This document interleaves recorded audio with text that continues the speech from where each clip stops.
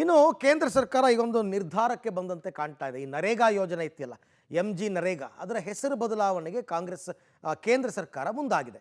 ಇದನ್ನು ವಿರೋಧಿಸಿ ಕಾಂಗ್ರೆಸ್ ಪ್ರತಿಭಟನೆ. MG ನರೇಗಾ ಹೆಸರು ಬದಲಾವಣೆಗೆ ಕಾಂಗ್ರೆಸ್ನ ವಿರೋಧ. ಯಾಕೆಂದರೆ ಇದು UPA ಕಾಲದಲ್ಲಿ ಜಾರಿಗೆ ಬಂದ ಯೋಜನೆ, ಹಾಗಾಗಿ ಹೆಸರು ಬದಲಾವಣೆ ಮಾಡಬೇಡಿ ಅಂತ ಕೇಂದ್ರ ಸರ್ಕಾರದ ವಿರುದ್ಧ ಹೋರಾಟಕ್ಕೆ ನಿರ್ಧಾರವನ್ನು ಮಾಡಿದ್ದಾರೆ. ಇಂದು ಸುವರ್ಣಸೌಧದ ಗಾಂಧಿ ಪ್ರತಿಮೆ ಬಳಿ ಪ್ರತಿಭಟನೆಯನ್ನು ಹಮ್ಮಿಕೊಂಡಿದ್ದಾರೆ. ಕಾಂಗ್ರೆಸ್ನ ಶಾಸಕರು, ಸಚಿವರು ಎಲ್ಲ ಭಾಗಿಯಾಗ್ತಾರೆ. ಅಂದರೆ ಅಲ್ಲೇ ಬೆಳಗಾವಿನಲ್ಲೇ CM Siddaramaiah, DCM DK Shivakumar ನೇತೃತ್ವದಲ್ಲಿ ಪ್ರತಿಭಟನೆ ನಡೆಯುತ್ತಂತೆ. ಸದನದ ಒಳಗೂ ಚರ್ಚೆ ನಡೆಸೋದಕ್ಕೆ ತೀರ್ಮಾನ. ಬಟ್ ನೀವು ಸದನದ ಒಳಗೆ ಚರ್ಚೆ ಮಾಡಿದ್ರೆ ಏನು ಪ್ರಯೋಜನ? ತೀರ್ಮಾನ ಮಾಡಿರ್ತಕ್ಕಂಥದ್ದು ಕೇಂದ್ರ ಸರ್ಕಾರ. ನೀವು ಹೋರಾಟ ಮಾಡ್ಬೋದು, ಪ್ರತಿಭಟನೆ ಮಾಡ್ಬೋದು, ಓಕೆ. ಸದನದ ಒಳಗಡೆ ಪ್ರಸ್ತಾಪ ಮಾಡಿದ್ರೆ ಏನೂ ಪ್ರಯೋಜನ ಇಲ್ಲ. ಲೋಕಸಭೆಯಲ್ಲಿ ಪ್ರಸ್ತಾಪ ಆಗ್ತಾ ಇದೆ, ಕೇಂದ್ರದ ವಿರುದ್ಧ ವಿಪಕ್ಷಗಳು ಮುಗಿಬಿದ್ದಿವೆ. ಅಲ್ಲಿ ಏನಾದರೂ ಚರ್ಚೆ ಆಗ್ಬೋದೇ ಹೊರತು ವಿಧಾನಸಭಾ ಅಧಿವೇಶನದಲ್ಲಿ ನೀವು ಚರ್ಚೆ ಮಾಡಿದ್ರೆ ಏನು ಪ್ರಯೋಜನ ಇಲ್ಲ. ಒಟ್ಟಾರೆ ಎಲ್ಲ ರಾಜ್ಯಗಳಲ್ಲೂ ಪ್ರೊಟೆಸ್ಟ್ ಆಗಬೇಕು ಅನ್ನೋ ಕಾರಣಕ್ಕೆ ಹೈಕಮಾಂಡ್ನಿಂದ ಸೂಚನೆ ಬಂದಿದೆ ಅಂತ ಅನಿಸುತ್ತೆ. ಹಾಗಾಗಿ ಈಗ CM ಮತ್ತು DCM ನೇತೃತ್ವದಲ್ಲಿ ಹೋರಾಟಕ್ಕೆ ಪ್ಲ್ಯಾನ್ ಮಾಡಿಕೊಂಡಿದ್ದಾರೆ.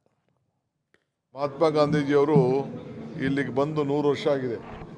ಈ ಅಧಿಕಾರ ತೆಗೆದುಕೊಂಡು ದೇಶದ ಸ್ವಾತಂತ್ರ್ಯಕ್ಕೆ ನಾವು ಅವ್ರ ಹೆಸರಿನಲ್ಲಿ ಮನ್ರೇಗಾ ಕಾರ್ಯಕ್ರಮ ನಾವು ಇಟ್ಟಿದ್ದೇವೆ.